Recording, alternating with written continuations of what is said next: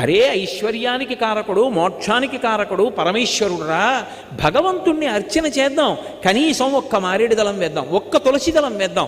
ఏకేన తులసి మాత్రదలేనా పినరోత్తమ పూజయేత్ భక్తిభావేన తంరక్షామి ఇతి మత్పణ అంటాడు వెంకటేశ్వరుడు. ఒక్క తులసి దళం చాలరా నా పాదాల మీద వేస్తే మురిసిపోతానన్నాడు. అసలు భగవంతుణ్ణి అర్చిద్దామని అనుకోడు. రాజీవలోచన పూజింపనొల్లక రాజదైవంబని భ్రమయువారు. విష్ణు సహస్రనామ స్తోత్రం వచ్చా అండి నోటికి అని అడిగారు అనుకోండి, 60 ఏళ్ళు వచ్చినా రాదు. నేను ఒకసారి ఒక విషయం చూసి తెల్లబోయా. ఒక ఆయన చక్కగా విభూతి బొట్టు అన్నీ పెట్టుకుని వచ్చారు. నేను కళ్ళజోడు డాక్టర్ గారి దగ్గరికి వెళ్ళాను, ఆయన కళ్ళజోడు డాక్టర్ గారి దగ్గర ఒకరికన్నా ఎక్కువ మంది ఉంటారు. అప్పటిదాకా పరీక్ష చేసేసి అద్దాలు రాస్తూ రెండో వాడిని పిలిచేస్తారు. కూర్చున్నాను. ఆయన విష్ణు సహస్రనామం పుస్తకం ఇచ్చి ఏది చదవండి అన్నారు. ఆయన విశ్వం అనేదో అంటున్నాడు.